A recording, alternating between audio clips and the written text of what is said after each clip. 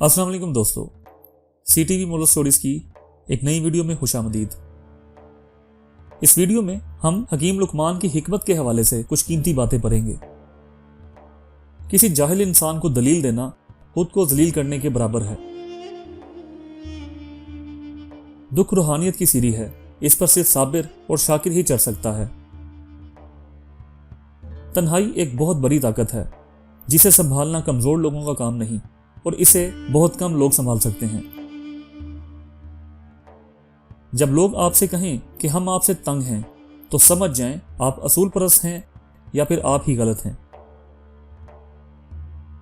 दो किस्म के लोग फजूल गुफ्तगू से बच सकते हैं, एक जिसमें जिक्र की कसरत हो और दूसरा जिसमें इल्म की कसरत हो। जो बंदा अल्लाह ताला के दिए हुए रिज़्क को काफी समझे वो जिंदगी में कभी भी किसी का मोहताज नहीं होता।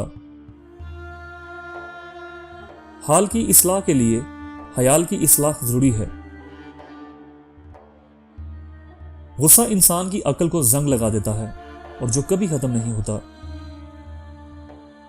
बहुत ज्यादा मालो दौलत जमा करने के बावजूद भी कब्र में इंसान को खाली हाथ ही जाना पड़ता है।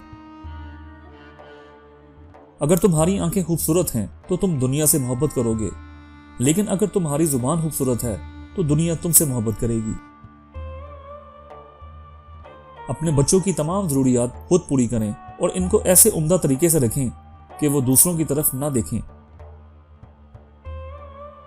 आज नौजवान बुराई में इसीलिए मुब्तला है कि अच्छे लोग इनके सामने अच्छी बात कहने पर शर्म महसूस करते हैं। समझदारी की बात तो सिर्फ दो लोग ही करते हैं, एक ज्यादा उम्र वाले, दूसरे जिन्होंने कम उम्री में बहुत मुश्किलात देखी हों। अगर गरीब फाके से मर रहा है तो अमीर यकीनन बदहजमी से मरेगा। किसी को सीधा साधा भी नहीं होना चाहिए। याद रखो, जंगलों के अंदर सीधे दरख्तों को जल्दी काट दिया जाता है और टेढ़े दरख्त अपनी जगह पर खड़े रहते हैं। तन्हा शख्स गुनाह से महफूज है। हर गुनाह की तकमील दो से होती है। जब तुम्हारी मुश्किलात हद से बढ़ने लगें तो समझ जाओ अल्लाह तुम्हें कोई बुलंद मुकाम देने वाला है। अगर जिस्म के दो अज़ा सुन्न होने लगें तो ये मौत के करीब आने की निशानी है। एक तुम्हारे पाँव का अंगूठा और दूसरी तुम्हारे पाँव की तली।